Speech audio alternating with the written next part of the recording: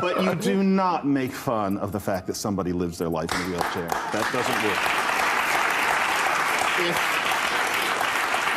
If she thinks that being black and fabulous gives her a pass on that, then she's got a really unfortunate sense of what black. And just like that, a brutal reality check was served to Congresswoman Jasmine Crockett after she called the disabled Texas governor Hot Wheels. Not from a conservative, not from a Republican, but from a New York Times liberal. This wasn't just a takedown, it was a total demolition. Welcome back to the channel that exposes the spin, the nonsense, and the outright hypocrisy. If you're tired of excuses and ready for some raw, unfiltered truth, hit that subscribe button and buckle up. It's about to get heated. It all kicked off when a viewer submitted a question about a recent controversy. Democratic Congresswoman Jasmine Crockett referred to Texas Governor Greg Abbott, who is paralyzed and uses a wheelchair, as Governor Hot Wheels. Now, this isn't some offhand private joke. It's a public jab. A sitting member of Congress mocking a man's disability for cheap political points. The panel on HBO's Overtime was asked what they thought, and what came next was unexpected. John McWhorter, a Columbia professor and New York Times opinion writer, didn't mince words. He immediately drew a line, and then cut through Crockett's defense with surgical precision.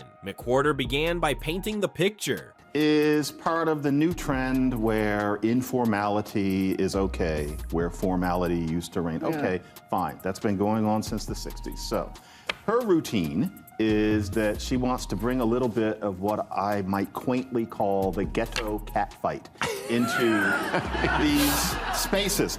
I get it, you know, bring a blaxploitation movie or something into Congress. A brutal indictment, not just on her insult, but on the entire brand she's trying to build. The idea that being black and fabulous somehow makes it okay to dehumanize others. McWhorter shut that down instantly. But you do not make fun of the fact. Boom, no spin, no soft pedaling. Even Ricky Schlott, a New York Post columnist, joined in to point out how self-destructive this kind of rhetoric is for Democrats. Well, what do you think, Ricky? I mean, I think this is just an example of when they go low, we go lower, and the Democratic Party is going to lose if they try to use kind of MAGA world tactics back at them. I think that... There it is. Even allies of the left are calling it what it is. Hypocrisy. Playing dirty while pretending to be the moral party. But it didn't stop there. The moment turned into a deeper examination of how the left's own standards are crumbling. The audience laughed nervously, and Bill Maher himself even tried to lighten the mood.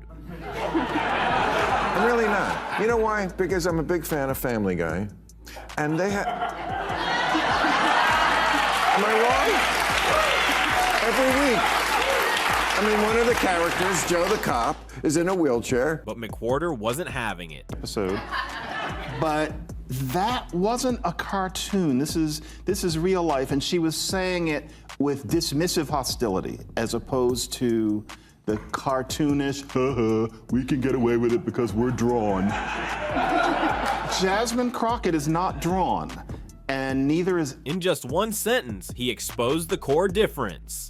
This isn't entertainment. It's not satire. This is a sitting congresswoman dragging a disabled governor, not in jest, but with malice. McWhorter's frustration was palpable. The audience may have laughed, Maher may have shrugged, but he refused to let it slide, and Schlott brought the political consequences into focus.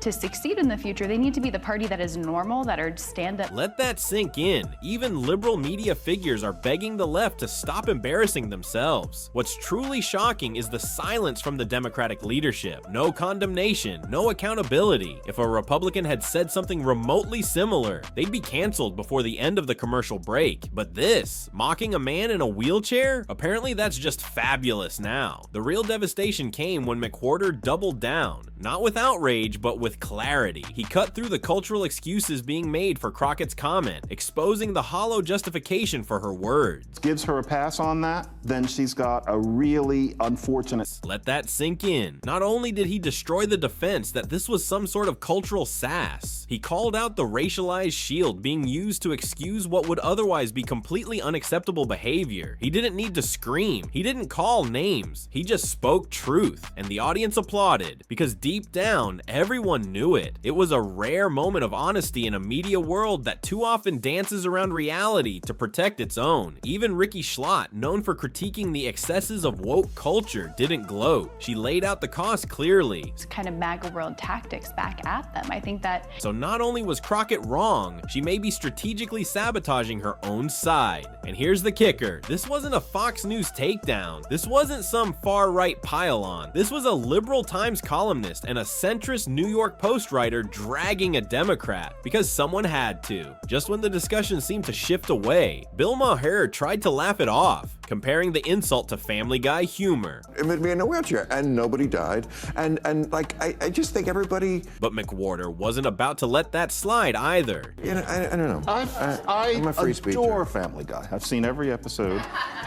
But that wasn't a cartoon. This is real life, and she was saying it with dismissive hostility as opposed to the cartoonish, we can get away with it because we're drawn.